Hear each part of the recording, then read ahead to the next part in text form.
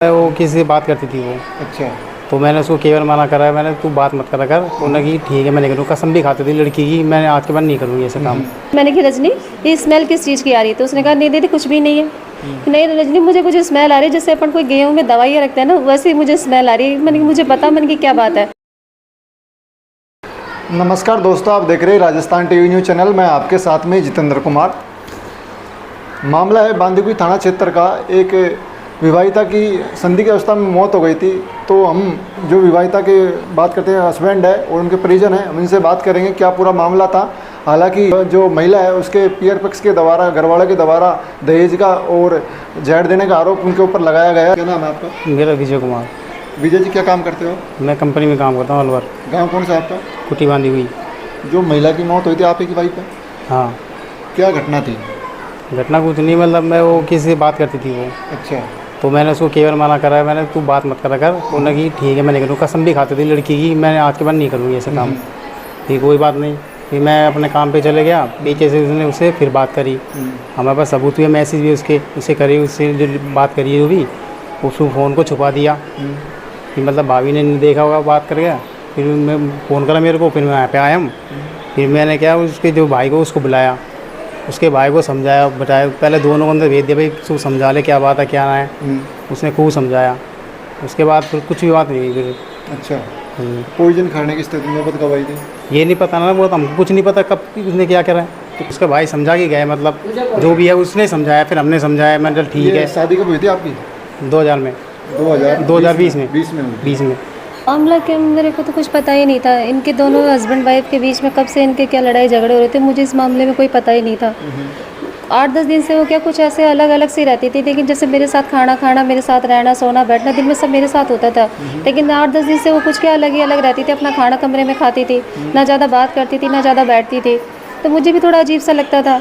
लेकिन वो फ़ोन में लगी रहती, तो मुझे भी यही डाउट था कि ऐसा करती क्या रहती, जो इतने सालों से मेरे साथ उठती बैठती है, ये सारे काम मेरे साथ करे, तो ये 8-10 दिन से ऐसे क्यों रहती है मुझसे अलग अलग। वो नहाने के लिए गई थी, मैंने उसमें फ़ोन में मैंने चेक किया था, उसने उस लड़के को मैसेज किया हुआ था कि अगर आप मुझे आगे आज आप मुझे कॉल करोगे तो मैं बात करूँगी, वरना नहीं करूँगी। मुझे थोड़ा शक सा हुआ।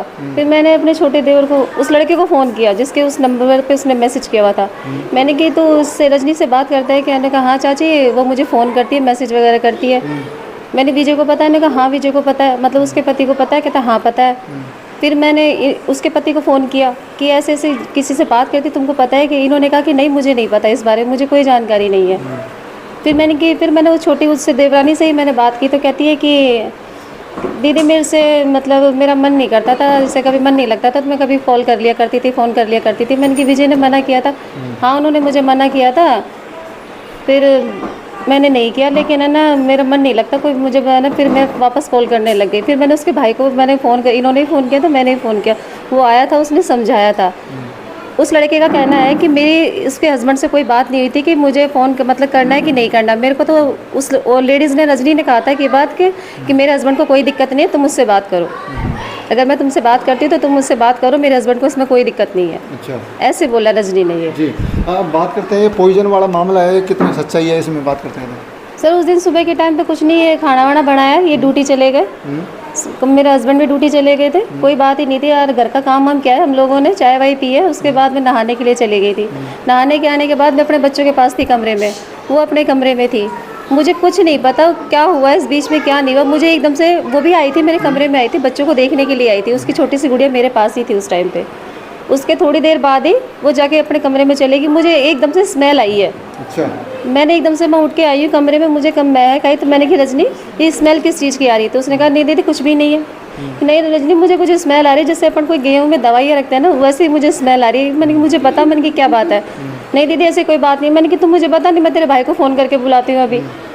फिर बस इतनी बात हुई है, वो उठी है। उसके बाद फिर उसकी बस की नहीं लगी, फिर मैं उसको यहाँ तक लेके आई हूँ। जब मुझसे नहीं वो संभली ना, तब मैंने बाहर मोहल्ले वालों को बुलाया, क्योंकि बाहर मोहल्ले वाले बाहर खड़े थे वो। अच्छा। मैंने उनको आवाज़ दे के बुलाया, तो वो वहाँ तक लेके गए हैं। उसके मुंह पे पानी के छींटे वीटे दिए। जब नहीं होश में आई ना ढंग से वो, तब उसको मोहल्ले वाले ही लेके भागे। मैं तो पीछे पीछे मतलब दूसरी गाड़ी पे गई, मोहल्ले वाले खुद ही गोदी में उठा के उसको बाइक पे लेके गए। अच्छा, उन्होंने खुद नहीं पॉइजन खाया है? जी, मेरे को ये लगता है उसने पॉइजन खाया, क्योंकि ऐसी कोई बात ही नहीं थी। सारी बात उसके भाई उसको खूब समझा के डांट के लड़के गया था इस चीज़ के लिए कि अगर ये बात कहीं मतलब पापा घर पे पता चलेगी तो पापा उसके वैसे पैरालाइज हैं, वो मर जाएंगे अगर उन्होंने ये बात सुन ली तो मतलब कोई बात है, उसके बाद सब मामला ही खत्म हो गया था। लेकिन इसके हस्बैंड को उसके पर ये था कि दोबारा उसको कॉल नहीं किया, क्योंकि उसने बार बार झूठ बोलने के बावजूद उसको कॉल किया उस लड़के को। अच्छा, तो मतलब किसी लड़के के साथ में अफेयर था उनका, माफ करते हैं? फिर तो नहीं, खैर मतलब वो कोई कहती थी, मतलब ऐसे होती मेरे मन में कोई बात रहती तो उससे बात कर लूँ, मतलब हल्का हो जाएगा मन। मना करते थे। ये तो मैंने कही भाई तेरे को बात करनी है तो हमारे घर में भाई परिवार में बहन है, भाई ये बहन है, उनसे कर ले करो। फिर वो कह रही गलती होगी अब नहीं करूँगी, बच्ची कसम खाती थी। ये घटना घटी थी जिस दिन पॉइजन खाया था, तो आप यहीं पर थे पे कैसे क्या? नहीं, मैं यहाँ पर नहीं था, मैं काम पर था। किधर काम करते हैं? अलवर प्राइवेट कंपनी में काम करता हूँ, GMITech कंपनी मेरी, जिसमें काम करता हूँ। आप कब सूचना लगी? मुझे तो फ़ोन आया था, जो पड़ोस में किसी लड़के ने फ़ोन करके बताया कि भाई तेरी घरवाले ने कुछ खा लिया है तो उसको लेके जा रहे चलो। अच्छा। तो फिर वहाँ से मैं लेट हो गया, 2 बजे, पौने 2 बजे निकला।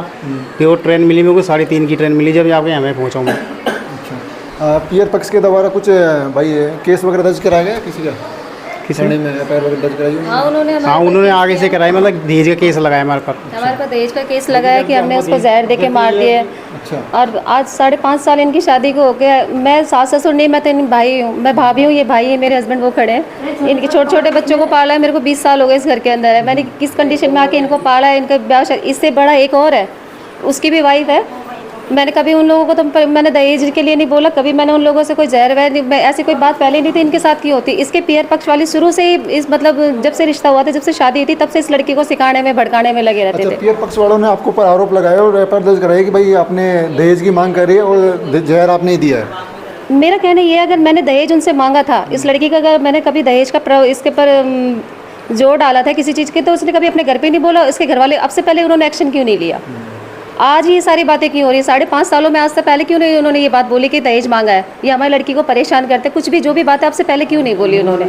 अच्छा, इससे पहले कोई विवाद नहीं हुआ था दहेज को लेकर के? आज तक कोई बात ही नहीं हुई है सर। मेरे हस्बैंड नौकरी करते, मुझे क्या ज़रूरत है किसी के दहेज की? मैंने इस मकान में इतना पैसा लगा दी, 4 बहन भाइयों की शादी कर दी, सब कुछ पूरा जिम्मेदारी उठा रखी, मुझे क्या ज़रूरत पड़ी किसी के दहेज मांगने की? मैं क्यों बोलूँगी किसी? इनको शादी करके मैं लेके आई हूँ घर में, मैं किसी से क्यों दहेज मांगूंगी? कितने बच्चे हैं आपके? एक लड़की है मेरी। एक बच्ची? एक लड़की है बस। नाम है आपका? मेरा सावित्री। क्या लगती है आपकी मृतक? मेरी दौरा नहीं है। किसका पता लगा आपको? मैं तो उस टाइम यहाँ पे थी नहीं, मैं अपने मायके थी, लेकिन ऐसा कुछ भी नहीं था हमारे बीच, खूब अच्छे से रहते थे। ये हमारी बड़ी जेठानी है, हमारी माँ की तरह, इन्होंने हमें कोई दुख नहीं दिया, कुछ भी नहीं, खूब बढ़िया रहते हैं, आराम से, कोई दिक्कत नहीं थी हमें। आराम। उसकी माँ जब भी कभी मिलने के लिए आती थी ना, वही लड़ाई झगड़े करती थी यहाँ पे। और मतलब कमी उन्हीं में ही है। हमारे दोनों जेठ जेठानी है, इनमें कोई कमी नहीं है। हमें खूब अच्छे से रखा है, खूब लाड प्यार से रखा है हमें। ये सब आरोप झूठे हैं। किधर से लेके आए पता नहीं है आपको? जहर वगैरह किधर से, पॉइजन किधर से लेके आए मालूम? मुझे नहीं मालूम जी इस चीज़ का। जो खाई उस टाइम पे स्मेल आई थी आपको? मुझे उस टाइम स्मेल आई, मुझे नहीं मालूम कहाँ से आया, कैसे आया, मुझे नहीं पता इस चीज़ का। क्या लगते हो आप उनके? आगे जाओ। रिटर्न लगते हो? तो आपको कब मालूम पड़ा? हम तो दिल्ली रहते हैं, यहाँ रहते भी नहीं हम तो। अच्छा। हमें तो यहाँ से खबर गई जब हम आए। उसके बाद मालूम पड़ा? हाँ जी। पॉइजन खाने से पहले मेरी कोई बात नहीं, लेकिन मेरे बच्चे से कुछ कह के गई थी वो। अरे मेरा नाम यश है, और मेरी चाची है, वो जब हमको छोड़ के गए थे तब वो मेरे से ये कह के गए थे कि अपनी मम्मी का ध्यान रखना, अपना ध्यान रखना, अपनी छोटी बहन का ध्यान रखना, और उनको कभी परेशान मत करना घर वालों को। तो इससे पहले कुछ और नहीं बोला? कुछ नहीं। ऐसा कोई विवाद वगैरह पहले, कुछ लड़ाई नहीं। हाँ? नहीं नहीं होती थी पहले? नहीं। नाम है आपका? मेरा नाम मीना है। क्या लगते हो आप मुझे? ये मेरे भाई है। अच्छा। ये मेरी भाभी है, भाभी कम मेरी माँ समान ही है। हम 3 भाई बहन हैं जिन्हों की इन्होंने शादी करी है। हम तीनों को इन्होंने आज तक जहर नहीं दिया, उनको जहर दे के मार दिया। मतलब इतना आरोप जो ये बोल रहे हैं ना, ये गलत बोल रहे हैं। भाई हम 3 हैं, हम इतने छोटे छोटे से बड़े कर दिए, पाल दिया, पोस दिया, बड़ा कर दिया, हमको ऐसे गले से लगा के रखना, हमको तो जहर नहीं दिया इन्होंने। मतलब आपके ऊपर जो आरोप लगाया वो बिल्कुल सरासर झूठ है? सरासर झूठ है, ठीक है ना। और हमारी भाभी के ऊपर अगर कोई आँच आएगी तो सबसे पहले हम तीनों पर आए, उसके बाद इन पर आएगी, ठीक है, क्योंकि ये सारी फेक न्यूज़ बॉडी है। लेने गए थे तो उनके परिजन जो भी इसके भाई चाचा जो भी ये सब हमारे को धमकी दे रहे मारने की, कि हम तुमको मार देंगे और तुम सबको मारेंगे, ये और धमकी और दे रहे हैं हमारे दे रहे हैं आपको? को। हाँ, उसका भाई शंकर है, वो उसने मुझे धमकी दी, और 2-3 जने उसके पता नहीं कौन रिश्तेदार है, वो धमकी और दे रहे हैं हम कि हम तेरे को मारेंगे। क्या बोल रहे हैं? कहते को जान से मार देंगे तेरे को। अच्छा। उसने धमकी दी। हम जब बॉडी लेने गए थे वहाँ पे, बॉडी लाने भी नहीं दी उसने हमारे को, ये इधर भाई भाई से पूछेगा भाई, ये सुबह से उनके प्यार से हॉस्पिटल क्या नाम है आपका? मेरा नाम मनोज कुमार क्या है। लगते हो आप उनके? मैं इनका बड़ा भाई हूँ। अच्छा ताऊ का लड़का हूँ इनका। इधर घूम जाओ। और सुबह जैसे हमें खबर मिली दिल्ली से हम आए, सुबह 6 बजे हम यहाँ पहुँचे। 6 बजे से हम थाने में बैठे हैं, सॉरी अस्पताल में बैठे हैं। और अस्पताल के अंदर बॉडी का कि भैया पोस्टमार्टम हो जाए, पैसे भी दे दिए पोस्टमार्टम के लिए, जो वहाँ लगता है खर्चा, जो भी जायज़ खर्चा है वो सब कर दिया। बट उन्होंने ऐसा माहौल वहाँ क्रिएट कर दिया कि मतलब मारने, लेडीज़ को आगे कर दिया और मारने पे चढ़ गए हमारे ऊपर सबको कि हाँ भाई तू भी साथ में गया, तू भी साथ में गया। इस तरह से वहाँ बातें हो रही थी, तो हमने इसे सबको पीछे कर दिया। मैंने कहा यार दाएँ बाएँ हो जाओ, बेकार में यहाँ क्लेश होगा, कोई फ़ायदा नहीं है। और शाम तक वहाँ बैठे रहे, मतलब थे हॉस्पिटल के दाएँ बाएँ खड़े थे, मतलब पास ही थे। फिर हमारे पास कॉल आती है कि तुम्हें बॉडी नहीं लेके जानी क्या? अच्छा, तो हमने कहा जी हम तो यहीं हैं। क्या किसी पुलिस वाले का फोन आया था, एक उसके साले का भी आया था इसके, और किसी पुलिस वाले का भी आया था, जी आपको बॉडी नहीं लेके जानी। मैं कहा सर हम तो वहीं खड़े हैं बॉडी के लिए, ये दे ही नहीं रहे ना, अंदर जाने दे रहे, हमें अंदर में नहीं जाने दे रहे थे बॉडी के पास। फिर वहाँ से आई कॉल, फिर हम दोबारा वहाँ गए अंदर और वहाँ से फिर हमने बॉडी ली। ये घटना कितने बजे की है बात करते हैं तो किस दिन की है? ये कल ये 4 तारीख की है। कल 4 तारीख की है, 5 की? 4 तारीख को मतलब वो एक्सपायर हुई थी और 5 की बात है ये। 5 की सुबह की बात है। नहीं, दिन की बात है। दिन कितने बजे? ये कम से कम 3-4 बजे हो गए वहाँ पर। पूरे दिन हम सुबह से वहीं पड़े हुए थे हम। सुबह से हाँ, लेकिन वो आप यहाँ पर थे, कितने बजे घटना है बात करते हैं तो? जी किस चीज़ को लेके? ये जहाँ से आपने उनको भाई पॉइजन की खुशबू आई थी, ये 1:30-2 बजे करीब की बात है। मुझे इतना आइडिया है कि ये 1:30-2 के समथिंग की बात है। 5 तारीख को 1:30-2 बजे। 4 तारीख को 4 तारीख को हाँ 1-1:30 बजे की बात है। हॉस्पिटल में ही लेके गई हूँ, मेरे सारे मोहल्ले वाले गए हैं, सारे पूरा मोहल्ला गया था लेके। मैं अकेली थी, बच्चों को लेके मेरे पास कोई नहीं था। 3 छोटे, एक मेरे देवर की बच्ची छोटी सी, 2 मेरे बच्चे, और वो हम, इनके अलावा कोई नहीं था घर में। मेरे कोई जेंट्स नहीं था जो इसको मैं बुलाऊँ। मैंने बाहर के पड़ोसियों को हेल्प करने के लिए बुलाया, वो लोग लेके गए, उन्होंने ही संभाला सब कुछ, उन्होंने ही किया। उसके बाद जहाँ जहाँ मुझे जैसे जैसे बोला गया मैं वैसे वैसे करती गई। पहले रजवाड़ी में लेके गए, फिर दौसा लेके गए, दौसा से फिर जयपुर रेफर कर दिया, जयपुर से फिर वहाँ भंडाना में उसके दम तोड़ दिया उसने। फिर वहाँ से लेके आए, एम्बुलेंस वाले ने उसके हाथ पैर बांधे, वो जो हाथ संभल नहीं रही थी। और उन्होंने क्या कहा, मेरी लड़की को तो हाथ पैर बांध के जब जहर दिया है, इल्जाम लगा रहे लड़की के ऊपर। एम्बुलेंस वाला को एक बार क्या नाम था उनका? भैया यहाँ पे भी आके गाली गलौज कर रहे, मारने पीटने चढ़ गए यहाँ पे भी आके। घर पे भी आए थे पीर दिन? हाँ, और यहाँ पे भी आके गाली गलौज मार, गाली जितनी गंदी गंदी गाली निकाल लड़की को, ये सुनी भी नहीं जाती, इतनी गंदी गंद पकड़े थे सारे। अगर हम बाहर लड़की बाहर चले तो लड़की को जान से मार दे वो, इतना। और हॉस्पिटल में वहाँ पत्थर वत्थर लेके खड़े हो गए। अब कोई बेचारा डर के मारे वहाँ गया नहीं, सब दूर दूर रहे। नाम आपका? मेरा नाम देवेंद्र कुमार बंशीवाल है। आप क्या लगते हो मृतक के? जी हम सामने हैं, उनके पड़ोसी हैं। पड़ोसी हो तो आपने देखा हो क्या घटना घटी थी यहाँ पर, क्या मामला हुआ था? मैं कमरे में बैठ के टीवी देख रहा था, तो अचानक मेरी पत्नी आई तो रोते हुए। तो मैंने सोचा कि मेरे बच्चे की तबीयत ख़राब हो गई है, क्योंकि मेरे बच्चे की तबीयत ऐसे ही चल रही है। तो मैं बाहर आया तो देखा तो सामने पड़ोस में एक महिला की तबीयत ख़राब थी। अच्छा। तो मैंने जल्दबाजी में उनको देखा कि भाई हम पास में ही डॉक्टर है हमारे प्राइवेट, तो हमने गोदी में उठाया, मैंने वहाँ ले जाके उनका उपचार कराने की कोशिश की, लेकिन वो डॉक्टर भी वहीं दिखे।